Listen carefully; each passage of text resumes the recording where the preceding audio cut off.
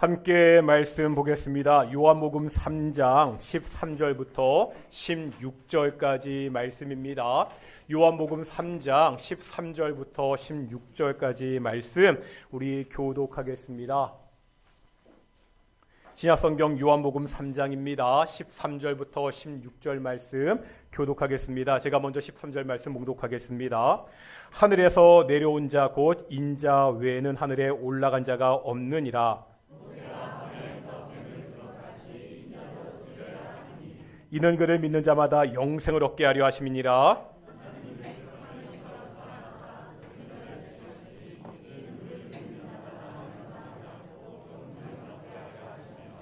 인사하겠습니다. 하나님이 우리와 함께 하십니다.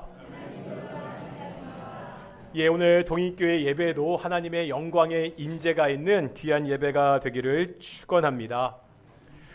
지난 주일에 행복한 가족 초청 예배가 있었습니다.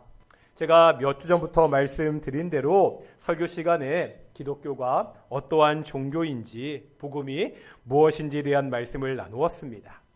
그때는 한 15분 정도 복음의 핵심만 말씀을 드렸습니다.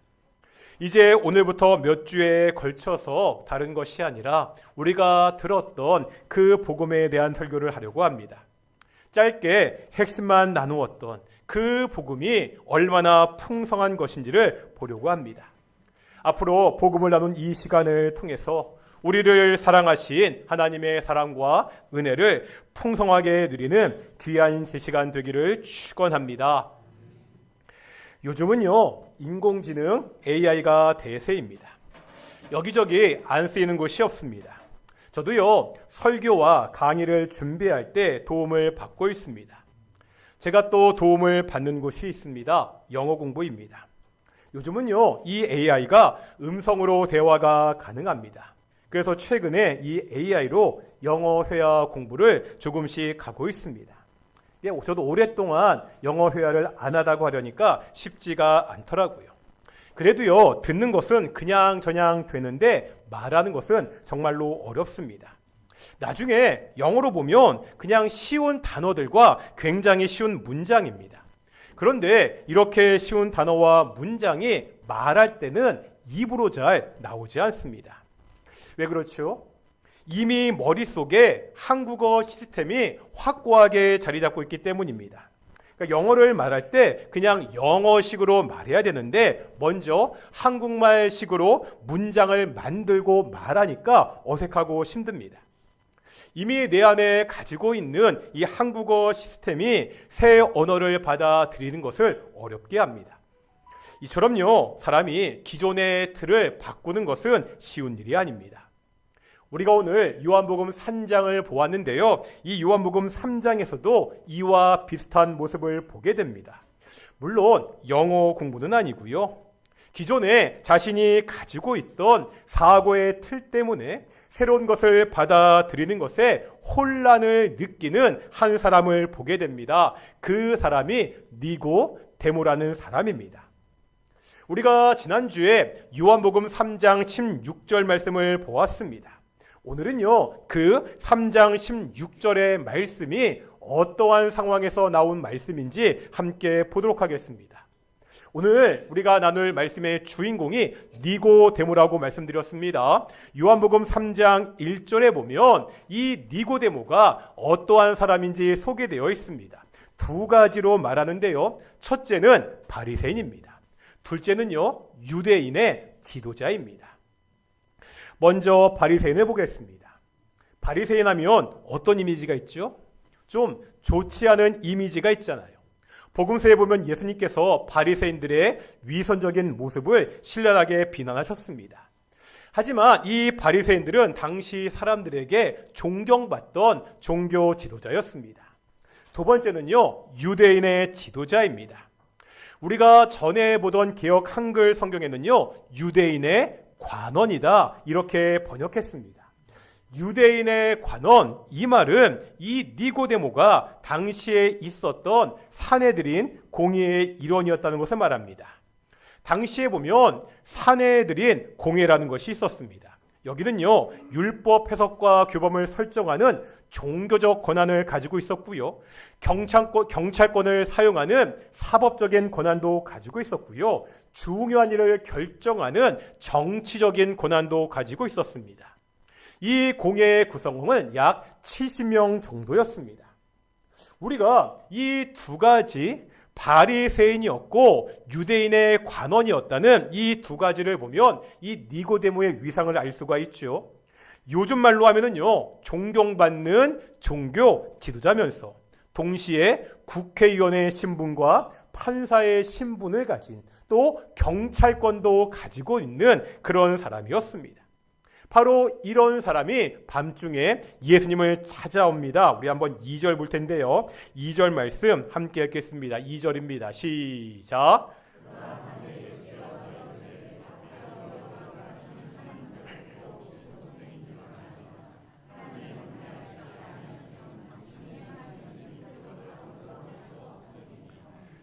지금 니고데모가 예수님을 찾아와서 뭐라 부르죠? 랍비요. 랍비라고 부르고 있습니다. 이 랍비라는 말은 유대교의 율법 선생을 말합니다. 이 니고데모가 예수님을 랍비라고 부르면서 찾아온 이유가 있죠. 2절에 보니까 니고데모는 예수님이 행하신 표적에 대해서 들었습니다. 예수님이 행하신 그 놀라운 표적과 이적을 보고서 이 예수님과 하나님이 함께 하신다고 생각했습니다. 그래서 지금요, 예수님을 하나님께로부터 오신 선생이라고 그렇게 이야기하면서 배우기를 청하고 있습니다. 니고데모는요, 당시 높은 사회적 지위를 가지고 있었습니다. 거기에 비해서 예수님은요, 당시 사람들에게 그냥 떠돌이 전도자였을 뿐입니다. 이런 차이에도 니고데모는 가르침을 청하는 참으로 겸손한 모습을 보이고 있습니다. 그런데 이런 니고데모가 가지고 있는 한계가 있었습니다. 니고데모는요, 자신의 경험과 인식의 틀 안에서 예수님을 보고 있습니다.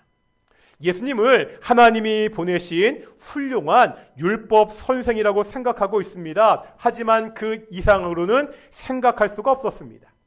그래서 다음에 이어지는 대화를 보면 예수님의 말씀을 제대로 이해하지 못하고 있습니다. 지금도요, 많은 사람들이 예수님을 자신의 인식의 틀 안에서 판단합니다. 특별히 선교 현장에서 이런 일을 쉽게 볼 수 있습니다. 제가 네팔이라는 나라를 간 적이 있습니다.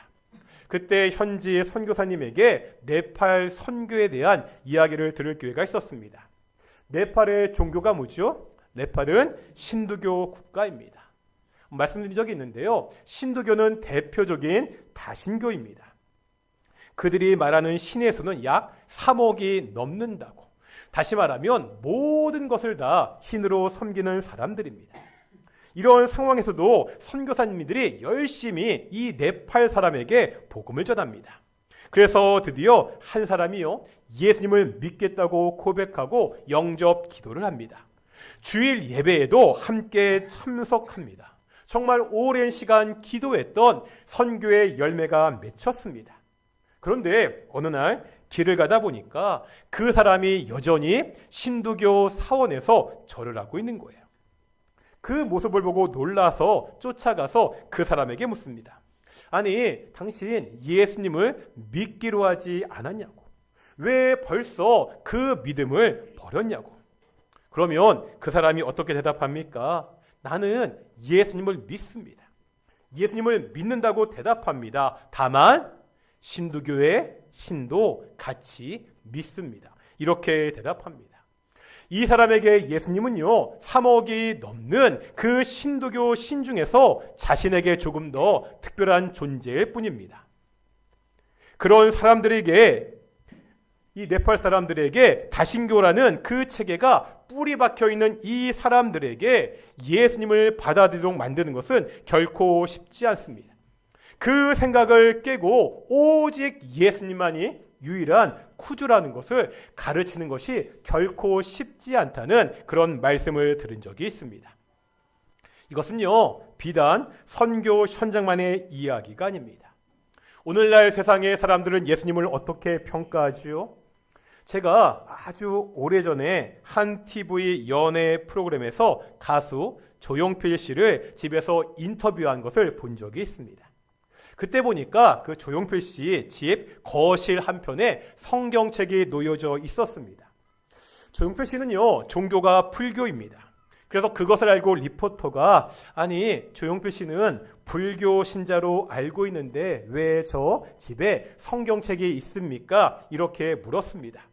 그러자 조용필 씨는 자신은 비록 불교 신자지만 이 성경에 좋은 말씀들이 많아서 간혹 펼쳐 읽는다고 이렇게 대답했습니다. 불교 신자도 성경을 읽거든요. 마음에 조금 찔림이 있었으면 좋겠는데요. 예수님을요 믿지 않는 사람들도 성경에 보면 어떻게 살아야 되는지 좋은 가르침이 많다고들 이야기합니다. 이런 면에서 윤리학을 공부하는 사람들은 예수님을요 최고의 윤리학자로 봅니다. 교육학을 전공하는 사람들에게 어떻습니까? 예수님의 교육 방법은 탁월했습니다.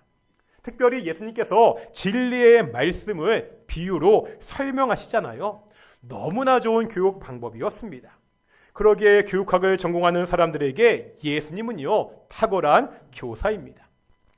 요즘은요 많이 주춤하지만 70년대, 80년대 이 나라에는 한국 교회는 민중신학이라는 것이 유행했습니다. 들어보셨습니까? 민중신학. 그 사람들에게 예수님은 어떠한 분이죠? 이 땅에 억압받는 백성을 해방하러 오신 위대한 혁명가였습니다. 이 사람들이 보는 예수님의 모습은요 부분적으로 봤습니다. 예수님은요 최고의 윤리 선생이었습니다. 예수님은요 가장 잘 가르치는 교육가였습니다. 또 예수님은 이 땅에 있는 가난하고 약한 사람들, 그 사람들의 억압을 풀기 위해 오셨습니다. 하지만 이 부분들로 예수님을 다 설명할 수 없습니다. 이 부분들이 예수님의 본질이 아니라는 거예요. 사람들은요 자신들이 생각하고 경험하는 그 틀 안에서 예수님을 보려고 합니다. 예수님은 이러한 인식의 틀을 훨씬 넘어서시는 분입니다. 예수님을 율법 선생으로 알고 찾아온 니고데모에게 이제 예수님이 다른 말씀을 하십니다. 이제 한번 3절 보실 텐데요. 요한복음 3장 3절입니다. 읽겠습니다. 시작.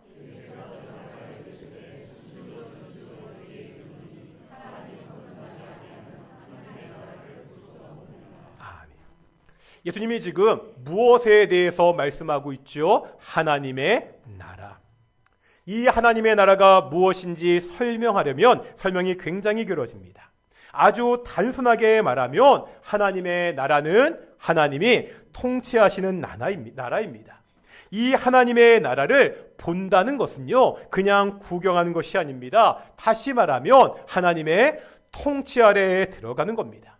이제 구원을 받아서 하나님의 백성이 되는 겁니다. 니고데모는요 바리새인이라고 이야기했잖아요. 이 바리새인들은요 율법을 잘 지키는 사람들이었습니다. 니고데모는 자신과 같이 바리새인과 같이 율법을 잘 지키는 이런 사람들에게 하나님의 나라가 허락되었다고 생각했습니다. 그런데 예수님은요 그런 방법을 제시하지 않습니다. 예수님이 제시하신 방법은 거듭남이라는 너무나 생소한 방법입니다. 이제 예수님은요 자신의 생각 안에 갇혀있는 그 니고데모를 구체적인 구원의 현장으로 초청하고 있습니다. 하지만 니고데모는 이러한 초청 앞에서도 자신의 한계를 벗어나지 못합니다. 그는요 이 거듭남, 이 단어, 이 개념을 이해할 수가 없었습니다. 그래서 4절인데요 4절 보겠습니다. 4절 말씀 같이 읽겠습니다. 시작.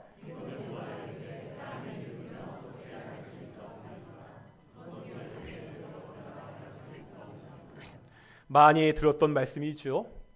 어떻게 거듭날 수 있지요? 아니 어머니 모태 뱃속에 다시 들어갔다가 나와야 됩니까? 이것이 니고데모가 가지고 있는 인식의 한계입니다. 니고데모는 자신의 틀 안에서만 예수님의 말씀을 이해하려고 하고 있습니다. 그러니까 이 말씀을 이해하지 못합니다. 여기에 나오는 거듭나다는 말은 다시 태어나다 이런 의미도 있지만 헬라어를 보면은요, 위로부터 나다는 의미를 가지고 있습니다. 무슨 말이라고요? 위로부터 나다. 다시 말하면 거듭나다는 말은 사람이 위로부터 나야 하나님의 나라를 볼 수 있다는 겁니다. 사람이 위로부터 나야 구원을 받을 수 있다는 거예요. 이 말씀은요, 구원이라는 것이 사람의 힘으로는 불가능하다는 것을 보여줍니다. 아무리 사람이 율법을 열심히 지킨다고 해도 그것으로 구원을 받을 수가 없습니다. 구원은 하늘에서 오는 하나님의 은혜이기 때문입니다. 예수님은요, 이것을 좀 더 자세하게 설명합니다. 거듭남은요, 위로부터 오는 거잖아요. 그렇다면 이것을 위해서 누군가 위로부터 이 땅에 와야 됩니다. 이제 한번 13절 볼 텐데요. 오늘 본문 13절입니다. 읽겠습니다. 시작.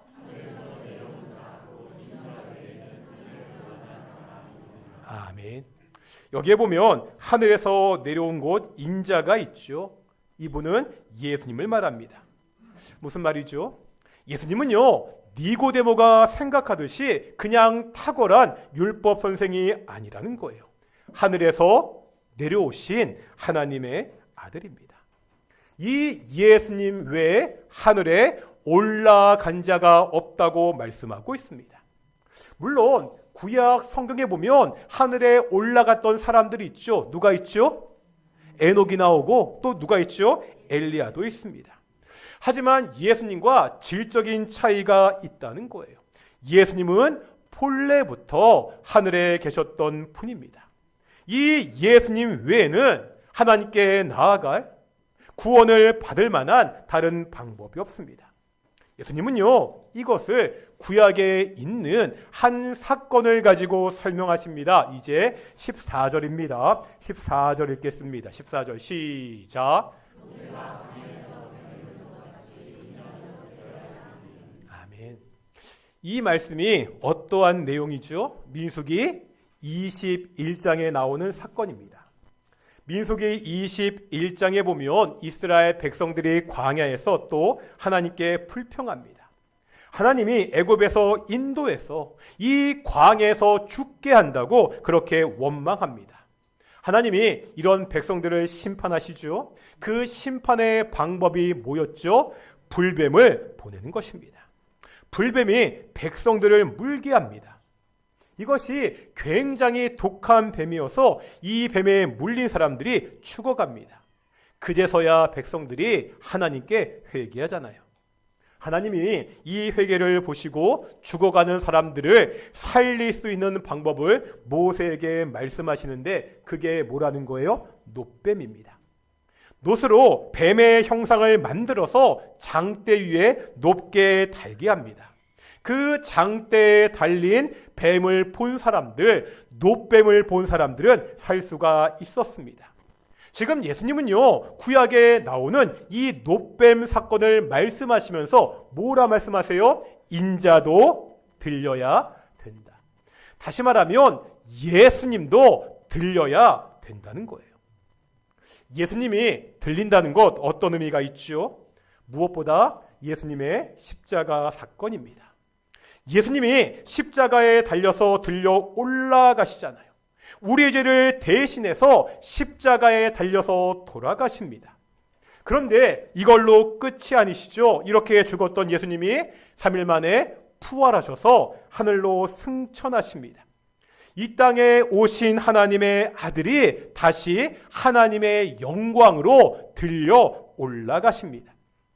이 예수님의 십자가의 죽음과 부활, 이 승천이 우리에게 중요한 의미가 있다는 거예요. 어떤 의미가 있죠? 그것이 우리가 지난주에도 봤던 오늘 본문의 마지막 말씀 3장 16절 말씀이시죠? 함께 읽겠습니다. 시작.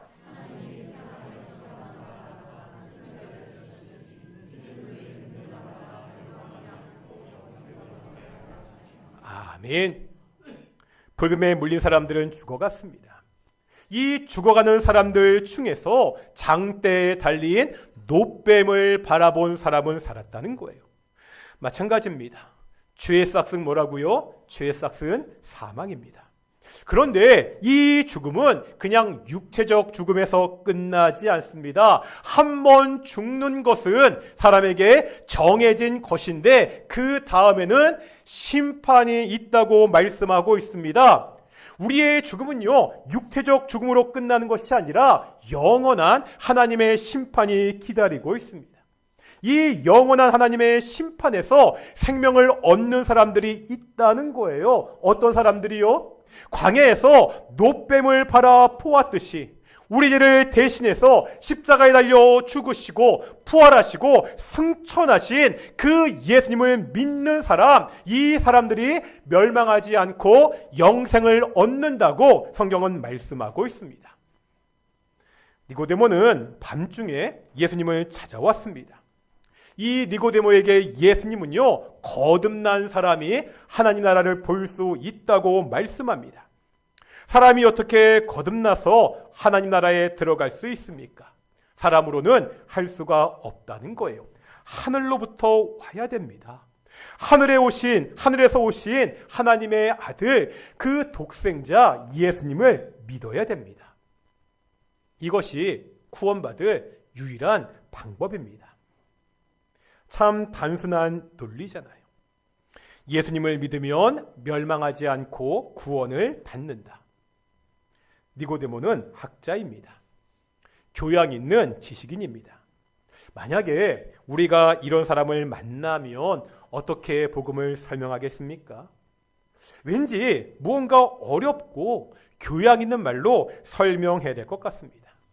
우리가 알고 있는 역사적이고 철학적이고 과학적인 지식을 총동원해서 그 사람에게 무언가를 설명해야 될 것 같습니다.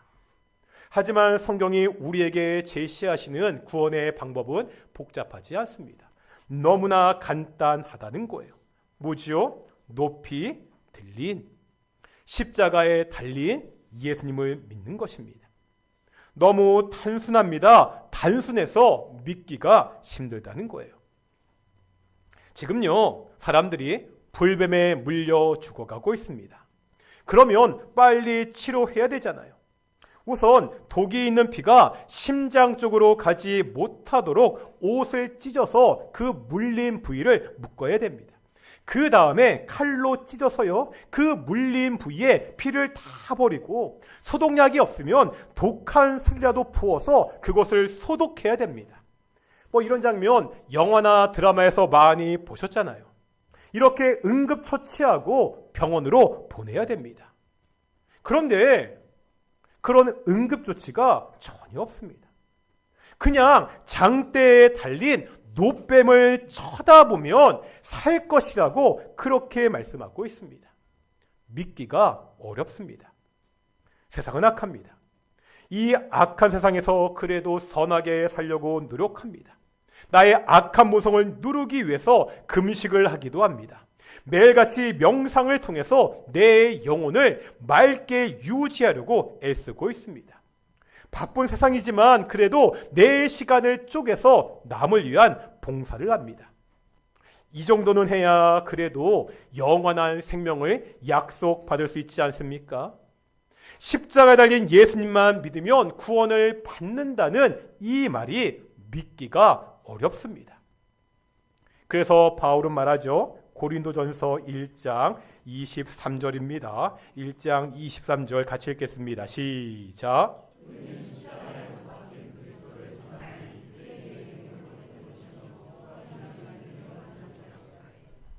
십자가에 못 박힌 그리스도. 이 진리는요, 세상 사람들이 선뜻 믿기에는 꺼리끼는 것입니다. 때로 이것이 굉장히 미련해 보이기도 합니다.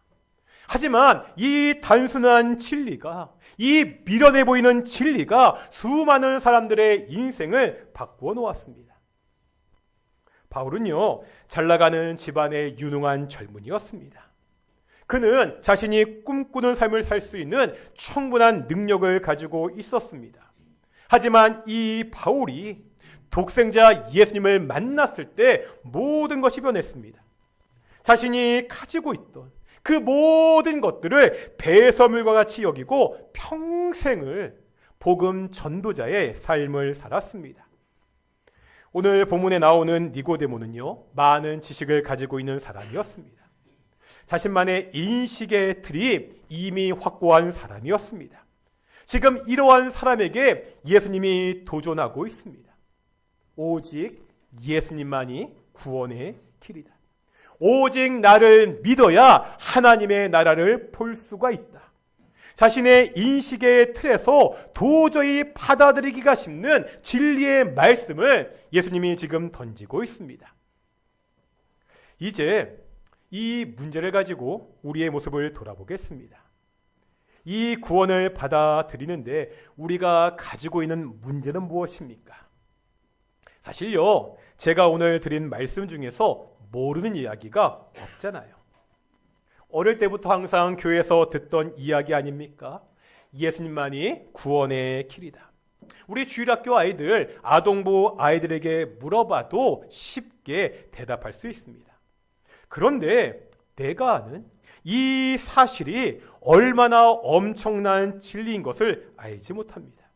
내 영원한 생명을 좌우하는 그 문제라는 것을 우리가 쉽게 잊고 살고 있습니다. 왜죠? 너무 익숙하기 때문입니다. 니고데모는 자신의 힘으로 구원을 얻을 수 있다는 생각에 갇혀 있었습니다. 오늘날 많은 성도들은 감격이 없는 익숙함, 감격이 없는 익숙함이라는 그 안에 갇혀 있습니다. 제가 자주 드리는 말씀이 있죠. 사람에게는 다양한 혈액형이 있습니다. A형, B형, AB형, O형. 그런데 예수님을 믿는 사람들에게는 두 개의 혈액형이 존재한다고 말씀드렸습니다. 하나는 우리가 일반적으로 아는 바로 그 혈액형입니다. 저는 A형이거든요. 하지만 제 안에 이 A형 말고 또 다른 피가 흐르고 있습니다. 무슨 형이라고요? JB형. 무슨 뜻이죠? Jesus blood. 예수님의 보혈의 피입니다. 예수님을 믿는 사람에게는요, 두 가지 피가 흐릅니다. 하나는 부모님이 주신 생물학적인 피입니다. 또 하나는 예수님의 보혈이라는 영적인 피가 흐르고 있습니다. 우리가 예수님을 믿는다고 말하잖아요. 우리는요, 이 영적인 제2병의 피가 흐르고 있는 사람입니까? 피는요, 구석구석 돌아 온몸에 영양분을 공급해야 됩니다. 우리는 지금 예수님의 보혈이 우리 삶의 구석구석에 영향을 미치고 있습니까? 이 피가 돌기 위해서는 우리의 심장이 힘차게 박동해야 됩니다. 지금 우리의 심장은요, 구원의 감동으로 강하게 박동치고 있습니까? 오직 예수님만이 구원의 길입니다. 하늘에서 내려와 우리 죄를 대신해서 십자가에서 죽으신 그 예수님을 믿어야만 우리가 구원을 받습니다. 이것을 우리가 기쁜 소식, 복된 소식, 복음이라고 그렇게 말씀합니다. 혹시라도 아직도 이 복음을, 이 진리를 온전히 받아들이지 못하시는 분이 계시다면 오늘 이 시간이 이 구원의 길로 걸어가는 첫 걸음이 되기를 소망합니다. 이미 내가 예수님을 믿는다고 고백한다면, 내가 이제 하나님의 자녀라고 고백한다면 익숙함을 넘어서 매일매일 이 구원의 감격, 이 십자가의 감격을 안고 살아가는 귀한 성도들이 되시기를 축원합니다. 우리 주 하나님 독생자 성께